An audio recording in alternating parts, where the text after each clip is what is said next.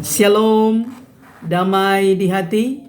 Puji Tuhan, berjumpa lagi dengan saya Pendeta Tirsata Iras sebagai Ketua Badan Pekerja Majelis Jemaat Gemim Elroy Malalayang, wilayah Manado Malalayang. Saat ini akan membagikan kebenaran firman Tuhan dalam kitab Markus pasalnya yang ke-15, ayatnya yang ke-20b hingga ayatnya yang ke-32. Saya berharap dan berdoa dimanapun Bapak Ibu Saudara-saudara berada, kiranya tetap mengalami kasih dan kebaikan Tuhan, sehingga ada dalam keadaan sehat, kuat, tetap semangat, bersuka cita, dan senantiasa bersyukur kepada Tuhan. Sebelum kita membaca dan merenungkan kebenaran firman Tuhan, mari berdoa. Terima kasih Tuhan untuk kesempatan yang indah Engkau berikan bagi kami untuk belajar firman-Mu. Kami bermohon karuniakanlah hikmat sorgawi, konsentrasi dikala kami membaca, mendengar dan merenungkan sabda-Mu, supaya firman ini menjadi kekuatan spiritual bagi kami. Berfirmanlah bagi kami semua, dalam nama Yesus kami berdoa. Amin. Mari bersama-sama kita membaca Markus pasalnya yang ke-15, ayatnya yang ke-20 bagian B sampai ayat 32 dalam perikop Yesus disalibkan. Kemudian Yesus dibawa keluar untuk disalibkan. Pada waktu itu lewat seorang yang bernama Simon orang Kirene, ayah Alexander dan Rufus yang baru datang dari luar kota. Dan orang itu mereka paksa untuk memikul salib Yesus. Mereka membawa Yesus ke tempat yang bernama Golgota, yang berarti tempat tengkorak. Lalu mereka memberi anggur bercampur mur kepadanya, tetapi ia menolaknya. Kemudian mereka menyalibkan dia. Lalu mereka membagi pakaiannya dengan membuang undi atasnya untuk menentukan bagian masing-masing. Hari jam 9 ketika ia disalibkan, dan alasan mengapa ia dihukum disebut pada tulisan yang terpasang di situ, Raja orang Yahudi. Bersama dengan dia disalibkan dua orang penyamun, seorang di sebelah kanannya dan seorang di sebelah kirinya. Demikian genaplah nats Alkitab yang berbunyi, ia akan terhitung di antara orang-orang durhaka. Orang-orang yang lewat di sana menghujat dia, dan sambil menggelengkan kepala mereka berkata, "Hai engkau yang mau merubuhkan bait suci dan mau membangunnya kembali dalam 3 hari, turunlah dari salib itu dan selamatkanlah dirimu."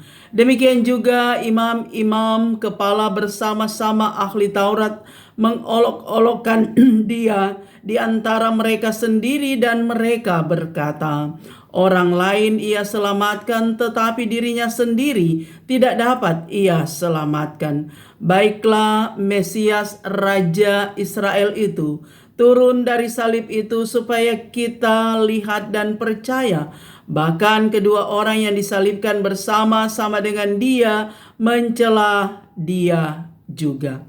Demikianlah pembacaan firman Tuhan.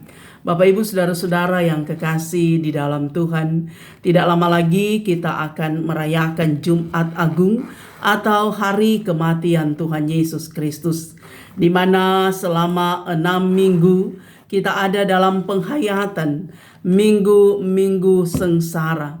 Kita menghayati dan kita merenungkan bagaimana penderitaan, bagaimana kesengsaraan yang dialami oleh Tuhan Yesus. Bahwa benar kita mau katakan, Yesus bukanlah manusia biasa, tetapi Yesus dia adalah Allah.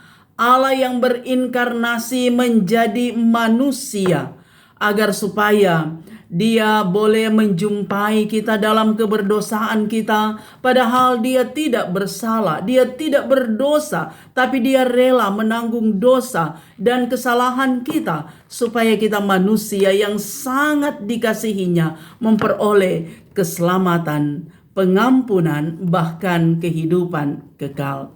Nah, saudara yang kekasih di dalam Tuhan, perenungan kita di Minggu Sengsara yang terakhir menceritakan bagaimana Yesus disalibkan. Bahkan saudara, Yesus yang dihina, diolok-olok, difitnah, diludahi, dipukul, dicambuk. Dia memanggul salib. Tetapi dalam perjalanan saudara, maka salib itu dipindahkan kepada Simon yang dikatakan orang Kirene, supaya Simon memanggul salib sampai di Bukit Golgota, yang dikatakan bahwa Bukit Golgota artinya adalah tempat tengkorak. Mereka yang menyalibkan Yesus, mereka ingin supaya Yesus dia mati di kayu salib, saudara.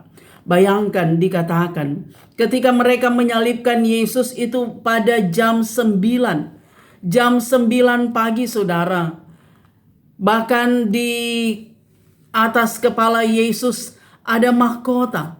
Tetapi mahkota duri mau melambangkan betapa berat penderitaan yang dialami oleh Tuhan Yesus.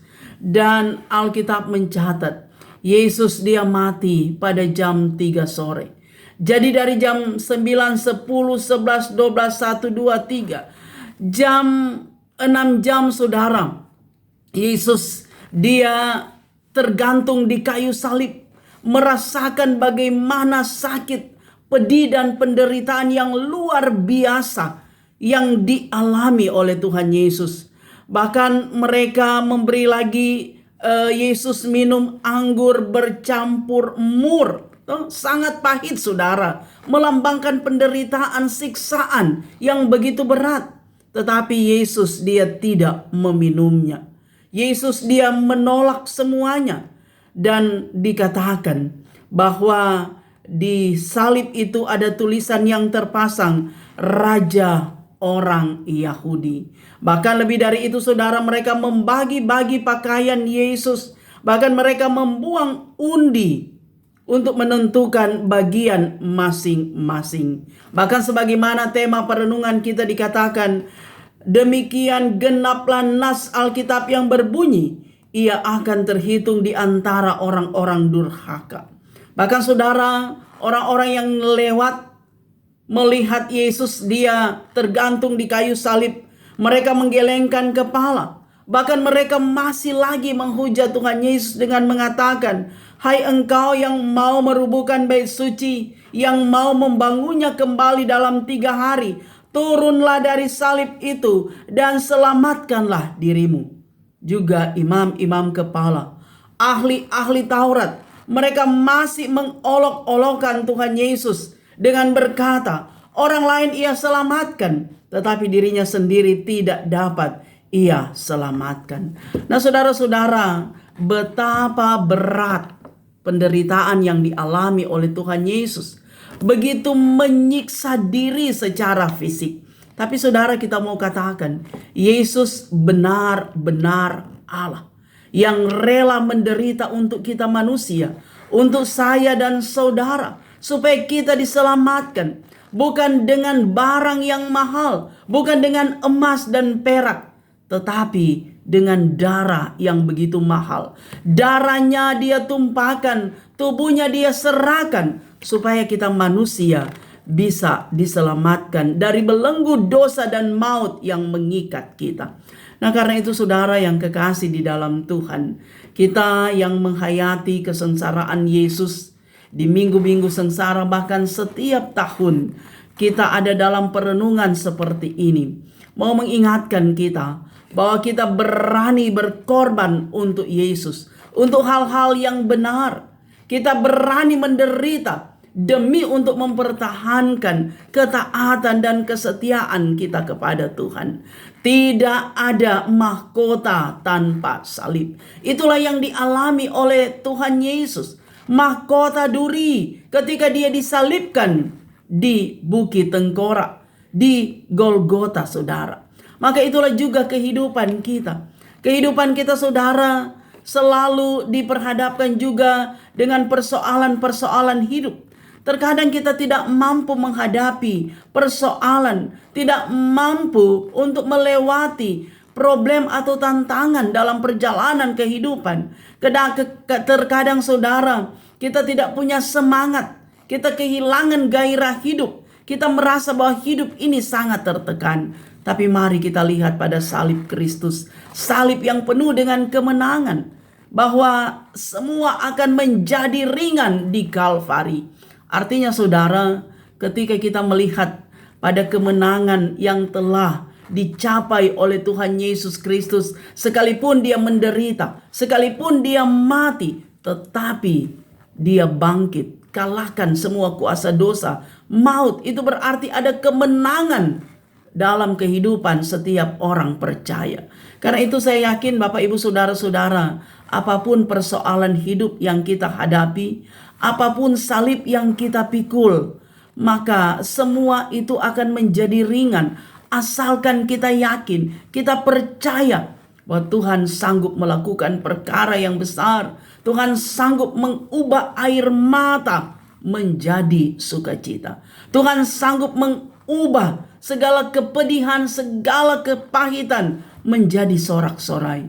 Ketika saat ini saudara menangis karena beban hidup begitu berat, ingat, Tuhan menampung air matamu di kirba Tuhan. Tuhan melihat keadaanmu. Tuhan tahu pergumulan hidupmu. Tuhan tahu beban kehidupanmu. Sehingga Tuhan akan menggantikan sukacita yang luar biasa ketika kita tetap setia. Ketika kita tetap taat dan meyakini kuasa Tuhan lebih besar. Bahwa sesungguhnya kuasa Tuhan lebih besar dari persoalanmu. Kuasa Tuhan lebih dahsyat, lebih perkasa dari problem kehidupanmu. Ketika saudara punya masalah yang besar, jangan bawa masalahmu ketika engkau akan tidur. Tapi saudara, mari selalu kita meminta kekuatan, meminta ketenangan, meminta hikmat dari Tuhan supaya kita bisa menghadapi segala sesuatu. Kita enjoy dengan kehidupan kita. Kita kerjakan apa yang menjadi bagian kita. Dan biarkan Tuhan yang mengerjakan apa yang menjadi bagian Tuhan dalam kehidupan kita. Baik pribadi kita, keluarga kita saudara, persekutuan jemaat kita. Ketika kita selalu berserah kepada Tuhan, kita percaya bahwa salib kita itu telah dipikul oleh Tuhan. Dan itu semua akan menjadi indah ketika kita fokus dan terkonsentrasi kepada Tuhan Allah. Sebab disadari selama kita masih hidup, masih ada nafas hidup, Tuhan masih memberikan kesempatan kepada kita, maka itu berarti kita siap berperang, kita siap berjuang. Dan ketika kita menempatkan Tuhan di atas segala-galanya, artinya kita selalu berseru minta kekuatan, minta campur tangan, minta penyertaan Tuhan. Tidak ada yang mustahil. Sesulit apapun problem kehidupan kita, kita percaya ada Tuhan yang selalu setia menyertai kita. Ada Tuhan yang senantiasa berjalan bersama dengan kita dalam segala situasi apapun yang kita hadapi. Nah karena itu Bapak Ibu Saudara, saya percaya kita yang akan memasuki minggu Jumat Agung, kita akan merayakan hari kematian Tuhan Yesus. Apalagi dalam pekerjaan pelayanan kita secara khusus lagi warga gereja Masehi Injili di Minahasa. Setiap Jumat Agung maka kita akan mengambil bagian dalam sakramen perjamuan kudus, makan roti, minum anggur sebagai anggota-anggota sidi jemaat. Itu berarti bahwa anggur melambangkan darah Kristus, roti melambangkan tubuh Kristus yang telah ditumpahkan, yang telah diserahkan untuk pengampunan dosa bagi kita. Ini semua bukan sekedar tradisi, bukan sekedar formalitas, tapi itu berarti kita siap sedia menderita bersama Kristus. Karena menderita untuk kebenaran pasti akan menuai sorak-sorai dalam ketaatan, dalam kesetiaan kita kepada Tuhan. Karena itu saudara, minggu-minggu sengsara ini akan lebih mendewasakan iman kita, mengokohkan iman kita, menguatkan rasa keyakinan dan percaya kita kepada Tuhan. Sehingga apapun yang kita hadapi, kita selalu effort saudara, punya upaya untuk tetap bangkit, tetap bersemangat, penuh sukacita, penuh semangat, dan selalu mengandalkan Tuhan dalam segala situasi. Karena tanpa Tuhan, saudara, hidup ini adalah sia-sia. Torang mau pergi di ujung dunia manapun, kita selalu minta penyertaan Tuhan. Karena di luar Tuhan, kita akan mengalami kesia-siaan hidup. Di luar Tuhan tidak ada sukacita yang permanen. Tapi bersama dengan Tuhan, kita akan merasakan bahwa hidup kita diberkati. Hidup kita ini akan senantiasa penuh dengan sukacita. Bahkan kita akan mampu bersyukur ketika kita selalu dekat dengan Tuhan. Ketika kita selalu kuat bersama-sama dengan Tuhan. Karena Tuhan melihat kita. Tuhan tahu siapa kita. Keadaan kita dimanapun kita berada. Penyertaan Tuhan selalu ada dan nyata. Karena itu setiap orang beriman, saya percaya kita selalu berdoa setiap saat. Dan kita punya keyakinan dalam doa ada mujizat.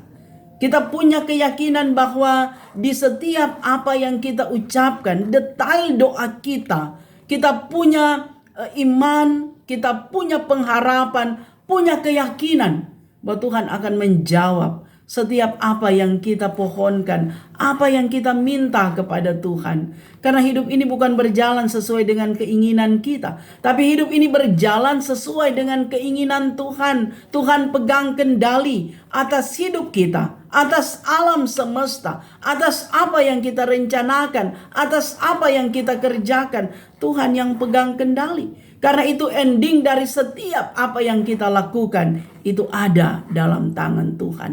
Dan kita yakin bahwa Tuhan memperhitungkan segala sesuatu yang kita upayakan. Ketika kita berjalan di jalan yang benar, pasti Tuhan akan menyediakan berkat. Lumbung-lumbung kehidupan kita akan diisi penuh oleh Tuhan Allah. Dan kita percaya bahwa Tuhan Yesus baik bagi saya dan saudara. Bagi setiap orang yang percaya, yang berharap, yang berseru, yang selalu setia dan terus mengandalkan Tuhan. Karena itu yakin Bapak Ibu Saudara-saudara, minggu sengsara ini adalah perenungan bagi kita memurnikan iman kita. Mengokohkan keyakinan kita. Menguatkan rasa percaya kita kepada Tuhan. Sehingga apapun tantangan hidup yang kita hadapi, salib apapun yang kita pikul, kita percaya Tuhan sanggup melakukan perkara yang besar. Tuhan sanggup memberikan yang terbaik bagi kita. Tuhan sanggup menghapus air mata kita menjadi sukacita. Tuhan sanggup berjalan bersama dengan kita dimanapun kita berada. Asalkan kita tetap setia dan terus berharap, juga penuh keyakinan kepada Tuhan Yesus yang adalah Allah, adalah Tuhan Immanuel beserta dengan kita. Amin. Mari kita berdoa. Terima kasih Tuhan, penyertaan-Mu begitu nyata dan sangat sempurna. Kami boleh lagi belajar firman-Mu. Kiranya firman ini boleh terpatri di hati kami. Bukan saja didengar tetapi mampu kami aktakan. Karena itu diberkatilah Bapak Ibu Saudara-saudara yang mendengarkan kebenaran firman ini. Dimanapun mereka berada, dalam gumul apapun yang mereka hadapi, Tuhan Immanuel beserta dengan mereka. Ketika mereka ada dalam keadaan sakit, Tuhan sembuhkan. Ketika mereka lemah iman mereka, Tuhan kuatkan. Dan ketika mereka ada dalam sukacita, kuduskan sukacita mereka dan kiranya mereka mampu bersyukur atas segala kebaikan Tuhan. Maka terpujilah Engkau Tuhan, ini doa kami. Dalam nama Yesus kami berdoa. Amin. Demikianlah kebenaran firman Tuhan. Saya Pendeta Tirsa Tairas terus berharap kiranya Bapak Ibu Saudara-saudara akan mendukung YouTube channel Tirsa Tairas dengan cara nonton video, dengarkan kebenaran firman Tuhan, tekan tulisan subscribe, berikanlah jempol, like, berikanlah komentar-komentar yang membangun iman jemaat. Dan jika berkenan, bagikanlah video ini di media sosial yang Bapak Ibu Saudara-saudara miliki. Dan jangan lupa tekan tanda lonceng agar supaya ada notifikasi dari setiap update video saya. Tuhan Yesus memberkati kita semua. Amin.